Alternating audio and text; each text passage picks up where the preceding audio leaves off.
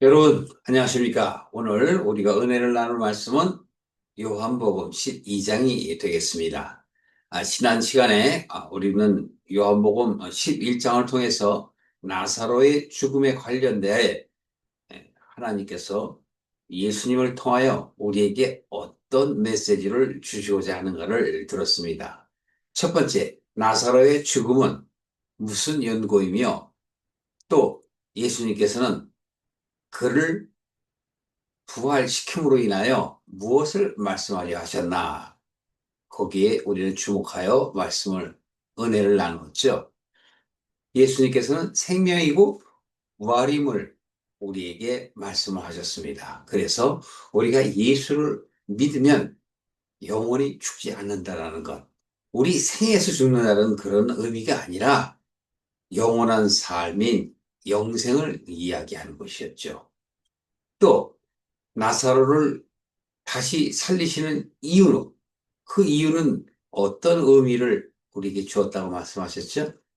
바로 마르다, 마리아, 또 그와 함께한 자들, 그리고 예수님과 함께한 제자들, 바로 둘러싸여 있는 그 사람들로 하여금 믿음을 얻게 하려 하셨다라고 요한복음 17장, 11장이죠. 11장 42절에 그렇게 말씀하셨죠. 그래서 하나님의 영광을 나타내기 위해서라 이렇게 말씀을 하셨습니다. 그에 반하여 오늘 우리는 12장에서 나사로가 하나님께서 예수 그리스도를 통하여 그 11장에서 말씀하신 그 은혜가 우리들에게 본격적으로 다가옵니다. 자, 12장 1절 보실까요? 6월절 엿새 전에, 이것은 6월절을 이제 얘기할 거예요. 여러분 아시는 그 6월절의 의미가 뭐죠? 6월이라는 것은 넘어간다는 뜻이지 않습니까? 그러니까 우리가 출애굽이 연상이 되시겠죠? 즉, 애굽과 소돔, 고모라는 이 세상이요. 또 그들이 출애굽하여 가나안 땅으로 가는 것은 바로 가나안은 하나님의 나라를 의미하므로 이 세상의 마음을 든 우리가 출애굽, 즉 우리의 세상적인 육적인 생각을 넘어서 이제는 영적인 의미를 가지고 자신의 신앙이 하나님께로 전진되어 나가려는 모습을 그린 것이지요. 보십시오. 예수께서 베다니에 이르시니, 이 베다니가 어디죠? 바로 나사로가 죽음에서 일으켜진, 즉 부활한 그 장소 아니겠습니까? 그리고 마르다와 마리아의 집이 있는 곳이지요. 자, 보십시다. 이곳은 예수께서 죽은 자 가운데서 살리신 나사로가 있는 곳이라. 네, 의미가 있습니다. 그래서 사도 요한은 이렇게 12장 1절에 표현을 하는 거예요.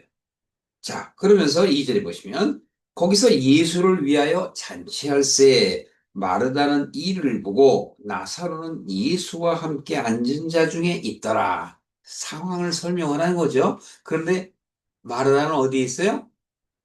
잔치할 때 준비를 하기는 거예요. 그런데 보십시오. 나사로는 예수와 함께 앉은 자 중에 있더라. 그냥 여기서 이제 우리가 뭐 마르다, 마리아, 나사로 이런 것에 대해서 우리가 하나하나 설명할 수도 있습니다. 그러나 중요한 것은 요한이 왜 이렇게 표현을 했나 생각하면서 여러분들이 보시면 좋겠습니다. 마리아는 지극히 비싼 향유, 곧 순전한 나드 한 근을 가져다가 여기서 우리 한 근 그러면 어떻게 느끼세요, 여러분? 뭐 600g 뭐 이렇게 그런 부피 정도로 생각을 하시나요? 근데 여기서 향유라는 것은 아주 귀한 것이죠. 혼인을 준비하기 위해서 평생 동안 모은 거예요. 뭐 평생이라면 또 여러분들이 어떻게 또 상상을 하실지 모르지만 여하튼 그 당시에 결혼이라는 것은 아주 중요한 것이지 않겠습니까? 그래서 처녀가 바로 혼수 준비로 그 모아놓은 총 재산을 얘기하는 거예요. 그렇다면 여기서 이 한 그릇을 가져다가 예수님의 발에 붓습니다. 그리고 자신의 머리털로 예수님의 발을 씻깁니다. 여기까지는 여러분 상상이 되시죠? 얼마나 감격스러운 일입니까? 그러니 향유 냄새가 온 그 집안에 가득하게 된 거예요. 이 잔치를 하는데, 네, 사람들이 얼마나 많이 왔겠습니까? 또 예수님께서 나사로를 죽음에서 살리셨지 않습니까? 이거 완전 잔치죠. 이때 마르다는 예수님을 대접하라고 준비하고 또 마리아는 예수님의 발에 자신의 모든 것들을 드리고 싶은 그 마음이 생긴 것입니다. 그래서 예수님의 발에 그 향을 부은 거죠.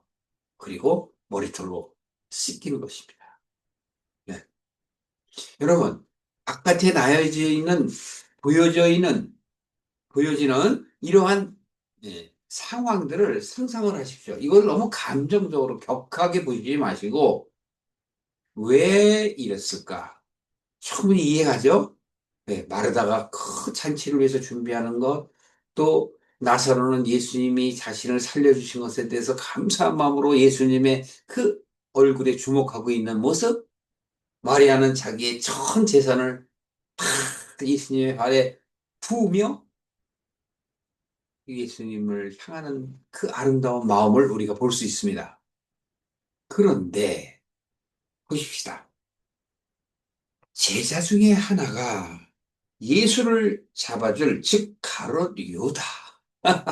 미리 여기서는 다 얘기를 한 거예요.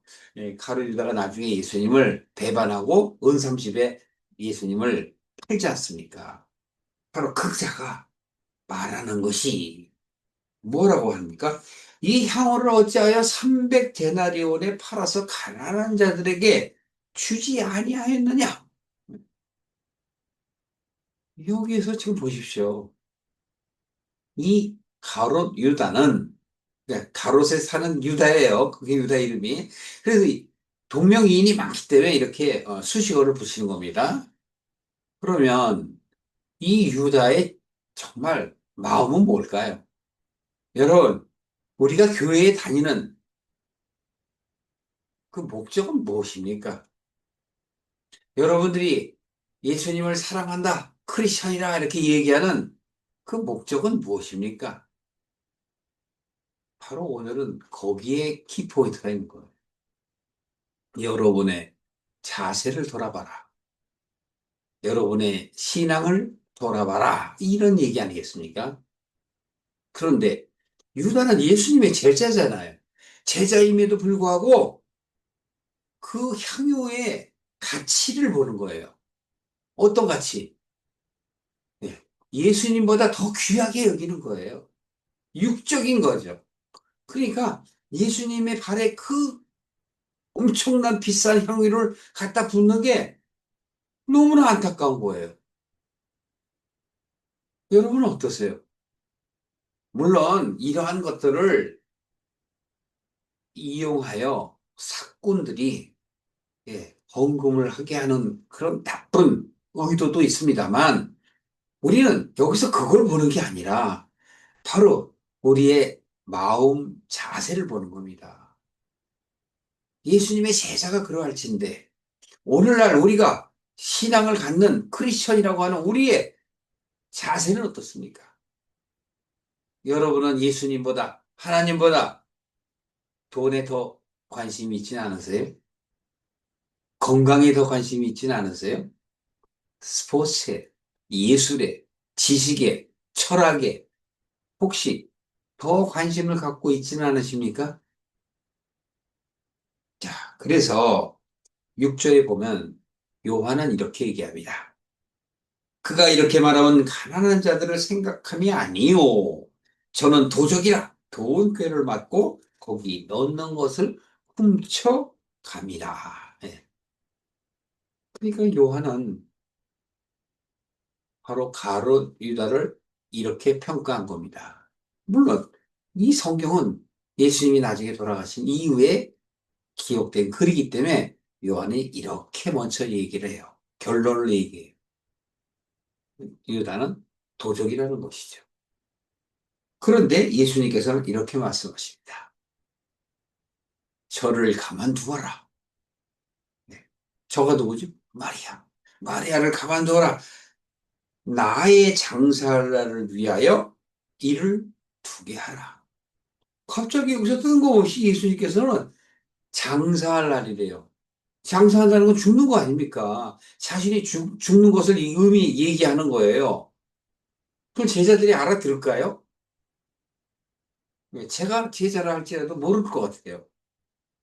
나는 이렇게 얘기합니다. 가난한 자들은 항상 너희와 함께 있으나 나는 그렇지 아니하니라. 항상 있지 아니하리라. 그러니까 예수님께서는 이미 자신이 이 세상에 오셔서 제자들에게 그 가르치실 때 무엇을 가르치셔야 할지 또 자신의 죽음이 언제 올지를 다 알고 계시는 거 아닙니까? 그래서 마리아가 향유를 붓는 것을 자기 장사할 일을 준비하는 것이다. 이렇게 얘기하잖아요. 그 장사를 준비한다는 건 또 뭘까요? 이 세상에 대한 어떠한 가치보다도 예수님이 행하시는 일과 하나님의 뜻을 아는 것이 더 중요하다는 것을 말씀하는 거 아니겠습니까? 그렇습니다, 여러분. 바로 우리는 성경을 보면서 그냥 이벤트적 그런 상황만 이해하고 넘어가거나 또는 이렇게 우리는 겸손해서 섬길 줄 알고 대접을 할 줄 아는 그런 사람이 되어야 된다라고 말하면 안 되는 것이에요. 우리들의 신앙을 돌아볼 수 있어야 되고 크리스천으로서의 자기 자신의 자세를 다시 한번 돌이켜보는 그러한 마음에 대하여 말씀하고 있는 것입니다. 9절 보십시다. 유대인들이 큰 무리가 예수께서 여기 계신 줄을 알고 오니 이건 바로 무슨 얘기죠? 예, 많은 사람들이 이게 잔치들이 벌려서 여기 예수님이 계신 걸 알고 막 모여드는 거예요. 네, 아마도 수천 명 이상이 모여들 수도 있죠. 왜요? 바로 나사로가 죽었다가 부활한 사건을 통해서 오늘날도 그런 거 있지 않습니까, 여러분? 어떤 사람이 자기 자신에 대해서 예언을 한다든지 물론 사역자 가운데서 그런 경우도 많이 있죠. 하나님께서 내게 그를 위하여 응답하심으로 인하여 그에게 말할 수 있어요. 그 자체를 부정하거나 신봉하지 않습니다. 왜냐하면 그게 중요한 게 아니라 그러한 어떤 개개인을 통해서 사역자들을 통해서 환상이나 예언이나 여러 가지 기도라든가 여러 상황들을 일어날 수 있습니다. 오늘날에도 신약 때에만 예수님 시대 때에만 있었던 건 아니니까 저도 인정을 해요. 그러나 본질을 잊어서는 안 된다는 것이에요. 본질은 뭐예요? 구원이라니까요. 우리는 하나님의 뜻을 아는 것이 중요한 것이라고요. 여기에 지금 수많은 사람들이 몰려온다 할지라도 사도 요한이 왜 이것을 기록했는가 하는 것에 대해서 맞춰서 보셔야 돼요. 보십시오. 유대인의 큰 무리들이 모였습니다. 근데 이것은 예수만을 위함이 아니요. 죽은 자 가운데서 살리신 나사로도 보려고 함이라. 소문이 났습니다. 예. 정말 죽었다가 살아났나? 그 사람이 나사로 맞아? 이러면서 왔다는 거예요. 바로 이렇게 온 사람들의 마음은 구원을 원하는 거예요? 아니면 부활을 원하는 거예요? 이것이 바로 문제입니다. 자, 10절에는 대제사장들이 나사로까지 죽이려고 모의하니 우리가 11장 마지막에 대제사장들 그리고 기득권자들인 그 바리새인들이 다 들었죠. 그래서 예수님을 죽일 걸 모의했잖아요. 여기서 이제 본격적으로 죽이려고 모의합니다. 그래서 11절에 보면 나사로 가닥에 많은 왜 죽이려고 하느냐 그 얘기하는 거예요. 요한은 이렇게 기록합니다. 나사로 가닥에 많은 유대인들이 가서 예수를 믿습니다. 예수를 믿어. 여기에서 지금 기록한 건 정말 예수님을 믿는 게 어떤 믿음인지 알고 믿는 게 아니죠. 사도 요한도 여기까지는 모르고 기록을 한 거예요. 12절 보십시오. 그 이튿날에 명절에 온 큰 무리가 예수께서 예루살렘으로 오신다 함을 듣고 종려나무 가지를 가지고 맞으러 나가 외치되 호산나 찬송하리로다 주의 이름으로 오시느니 곧 이스라엘의 왕이시오 하더라. 아직 6월절 아니죠. 그럼에도 불구하고 이들이 바로 베다니에 오신 그 잔치에 오신 예수님 그의 소문을 듣고 그 다음날 어떠한 광경이 벌어지냐. 호산나. 호산나는 그 당시에 아주 영광스러운 그 존경의 단어예요. 승리, 아름다움, 아주 뭐라고 표현할 수 없을 그 찬미의 단어란 말이죠. 호산나. 그러면서 뭐라고 얘기해요? 찬송하리로다. 주의 이름으로 오시는 이요. 주의 이름이 여기서 주의 이름이 뭐예요? 하나님의 이름이란 말이에요. 하나님의 이름으로 오시는 이요. 그렇게 막 축복을 하는 거예요. 그러면서 바로 이렇게 얘기한다. 예수는 한 어린 나귀를 만나서 타시니 여기서부터는 예수님의 행적이 나오는데 많은 그 내용들이 지금 예, 생략이 돼 있어요. 이는 예수님이 어린 나귀를 만나서 타요. 일부러 작정하고 그런 게 아니에요. 만나서 타요.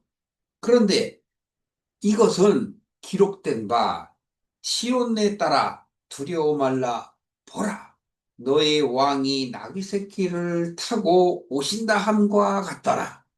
이것은 사도 요한이 예수님이 이미 선지자 그 아주 정확하게 말하면 스가랴 선지자의 그 말을 인용해서 하는 얘기인데요. 스가랴서 9장 9절이죠. 바로 나귀 새끼를 타고 온다라는 의미를 하며 여기서 더 중요한 것은 바로 이들이 예수님을 알고 그런 것은 아니지만 호산나요 또 왕으로 오실 이런 것이 중요한 거예요. 그러니까 여기에 모든 포커스는 바로 예수님에 맞춰져 있는데 그 맞춰지는 준비가 바로 나사로가 부활이에요. 나사로의 부활은 하나님의 영광을 나타나시기 위한 바로 예수님의 뜻이었죠. 그리고 예수님이 바로 생명이고 부활이라는 그 말씀을 미리 하셨지 않습니까? 제자들에게 했을 때도 제자들은 이해를 못했어요. 지금 이 순간에도 이해를 했는지 안 했는지 어떻게 합니까? 그러나 결과적으로 나중에 시간이 지난 후에 기록한 이 요한은 아는 거죠. 그래서 여기서 바로 그 시온의 딸아. 시온의 딸은 또 뭐예요? 예, 은혜 받을 자잖아요. 딸이라는 거. 여자, 딸, 은혜 받을 자를 얘기하는 거예요. 그러면서 여기서 나귀 새끼를 타고 오신다. 이 겸손한 자. 이렇게 볼 수도 있지만, 실질적으로 여기서는 스가랴서 9장 9절을 여러분들이 보셔야 돼요. 그래야 이 의미를 좀 더 알 수가 있죠. 호산나, 그리고 어린 나귀를 타고 오신 바로 왕, 이렇게 말씀하시잖아요. 자, 스가랴서 9장 9절을 한번 살펴보시겠습니다. 자, 제가 읽어드릴게요. 시온에 따라 크게 기뻐할지어다. 예루살렘에 따라 즐거이 부를지어다. 보라, 내 왕이 내게 임하나니 그는 공의로우며 구원을 베풀며 겸손하여서 나귀를 타나니 나귀의 작은 것 곧 나귀 새끼니라. 정확하게 지금 요한이 스가랴서를 인용한 거예요. 그런데 여기서 보십시오. 시온에 따라 어떻게 하라? 크게 기뻐하라. 또 예루살렘에 따라 크게 기뻐하라. 시온의 딸, 예루살렘의 딸이 무슨 말이에요? 네. 이사야서 2장 3절에 보면 시온의 딸은 뭐 시온. 말씀은 시온에서 나와. 그렇죠? 율법은 시온에서 나와. 제가 잘못 말씀드렸어요. 율법은 시온에서 나오고 말씀은 예루살렘에서 나오잖아요. 그러면 여기서 지금 시온 예루살렘이라는 건 바로 뭐냐면 당장 우리가 예수님을 알아서 우리가 믿음이 세워지는 것이 아니라 율법을 통해서 말씀을 통해서 우리가 하나님의 뜻을 알게 되는 것, 다시 의역을 하면 구약을 통해서 신약을 통해서 우리가 그 하나님의 뜻을 간파하는 거예요. 그게 깨달음이에요. 그래서 이미 스가랴는 우리들에게 이렇게 예언을 한 것이죠. 또 보십시오. 시온에 따라 예루살렘 따라 즐거워하라. 그것은 우리로 하여금 말씀을 깨닫게 하는 거예요. 또 내 왕이 너에게 임한다. 이건 내 왕이 뭐예요? 예수님이잖아요. 근데 요한복음 1장에 보면 또 뭐라 그래요? 네.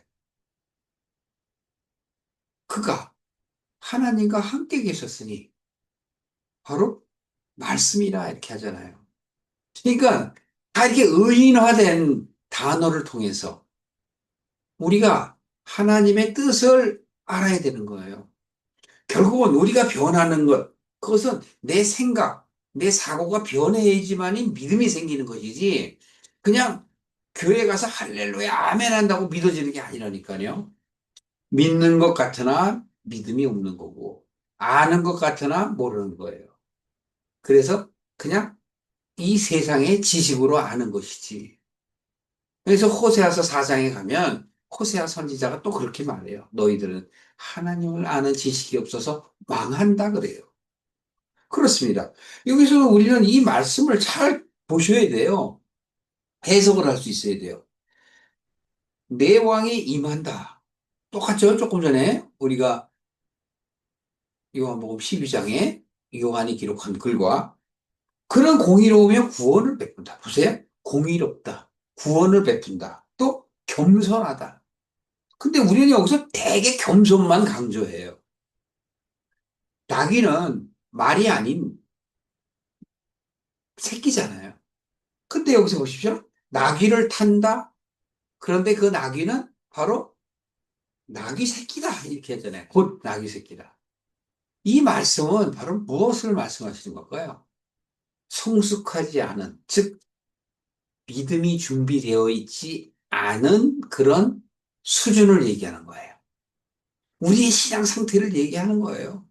우리는 스스로가 아주 믿음이 좋은 것 같죠. 네.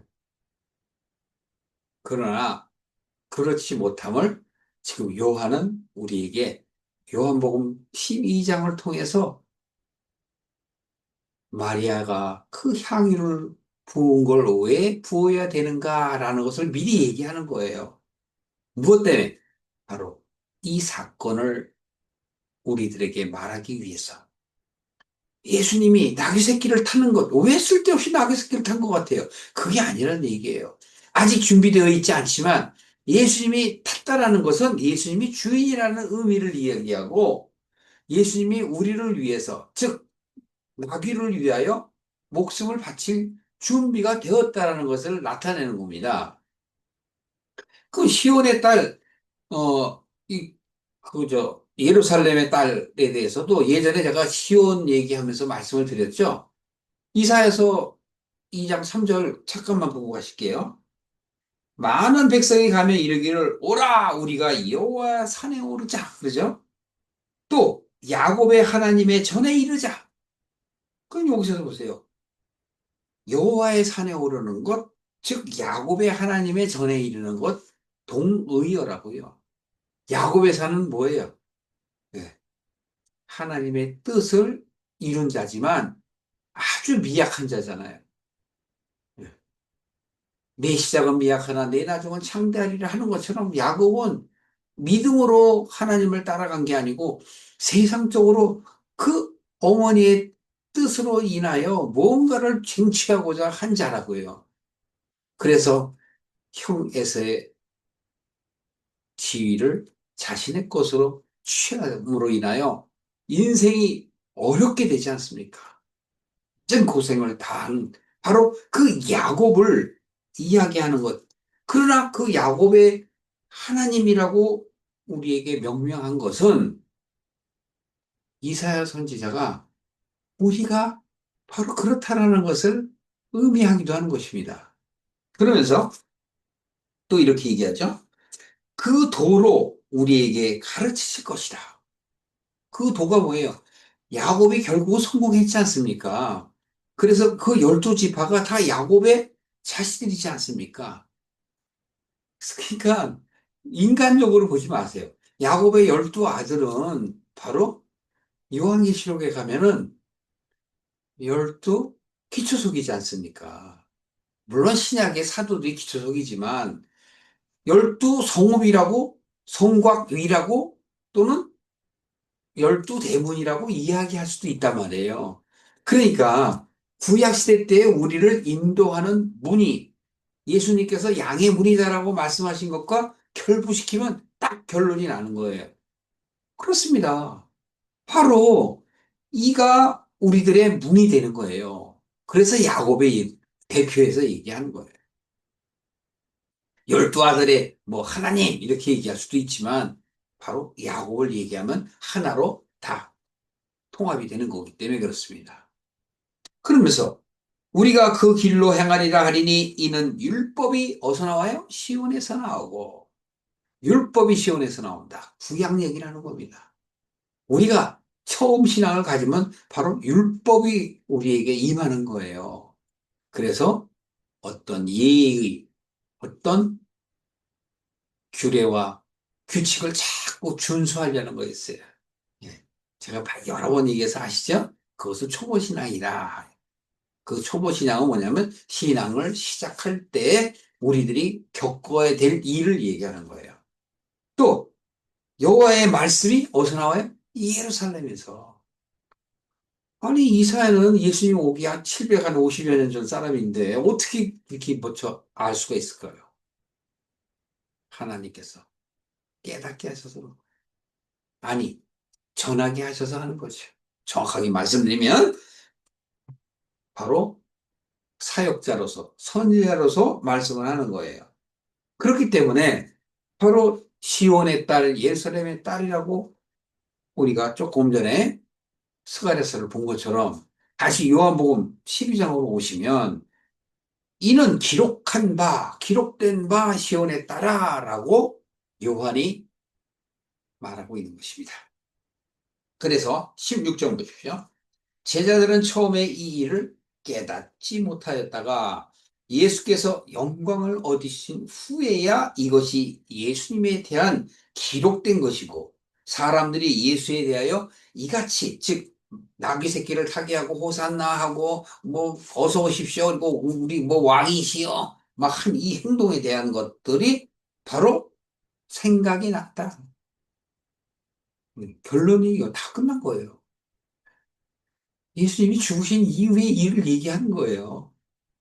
또 나사로를 무덤에서 불러내어 죽은 자 가운데서 살리실 때에 함께 있었던 무리가 증거한지라.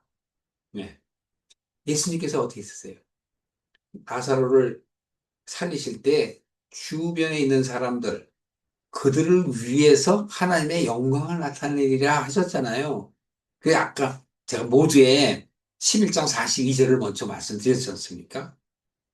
그래서 나사로를 바로 죽음에서 살리신 이유에 대해서도 말씀을 하시는 거예요. 이에 무리가 예수를 맞으면 이 표적 행하심을 들었습니다.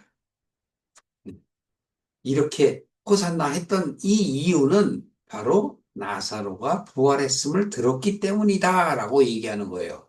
나사로가 부활한 이유는 뭐죠? 하나님의 영광을 나타나기 위해서. 하나님의 영광은 무엇이죠? 우리들이 구원을 얻는 것이죠. 그러므로 인하여 예수가 영광을 받는 거예요.